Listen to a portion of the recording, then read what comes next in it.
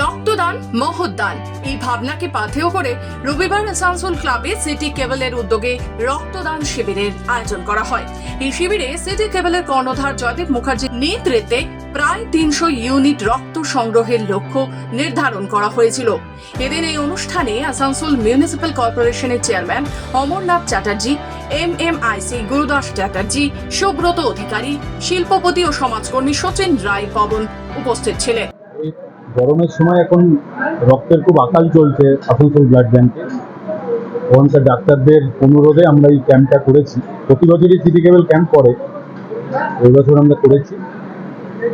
আজকে আমাদের টার্গেট আছে প্রায় 300 ইউনিট ব্লাড দেওয়ার ওনাদের, যাতে করে থ্যালাসেমিয়া পেশেন্ট, যারা ডায়ালিসিস হয়, যারা আপনার অ্যাক্সিডেন্টাল কেস আছে, যাদের অপারেশন কেস আছে, তারা যেন এই ব্লাডটা পান।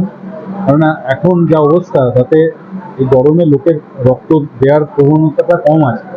তো সেই জন্য প্রত্যেক বছরের মতন আমরা এই বছরও ব্লাড দিচ্ছি এবং আশা করি এই ব্লাডটা মানুষের ভীষণ কাজে লাগবে। आज देखिए, एक तो गर्मी बहुत ज़्यादा है, ऊपर से इलेक्शन भी था। अभी भी इलेक्शन आसपास बहुत डिस्ट्रिक्ट में ख़त्म नहीं हुआ, इसीलिए बहुत क्राइसिस हो गया था ब्लड का। इस जगह में खड़ा होके हम लोग सबके साथ, सबके सामने ये अपील किया था ब्लड डोनेशन कैंप करने के लिए अपने अपने हिसाब से। सिटी केबल को जदीद आगे आए हैं और आज आप लोग देख रहे हैं, उन लोगों का टारगेट है 5 यूनिट्स ब्लड कलेक्ट करना। लगभग 300-350 तो हो ही जाएगा।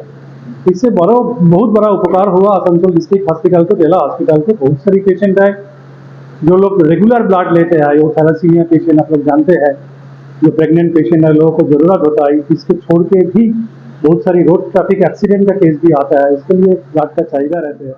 আসানসোল মারোয়াড়ি মহিলা সমিতির সাথে যুক্ত মধু ডুমরেওয়াল, বড় চেয়ারম্যান শিবানন্দ বাউরি, কাউন্সিলর ববিতা দাস, রক্তদান আন্দোলনের নেতা প্রবীর ধর, কুলটি মাদার ফাউন্ডেশনের রবিশঙ্কর চৌবে, আসানসোল জেলা ব্লাড ব্যাংকের ইনচার্জ সঞ্জিত চ্যাটার্জি সহ অনেক বিশিষ্ট ব্যক্তিরা এখানে উপস্থিত ছিলেন। সমাজের এহেন উদ্যোগকে স্বাগত জানিয়েছে অনেকেই। আসানসোল থেকে রাহুল পাসওয়ানের রিপোর্ট, খবর বাংলা।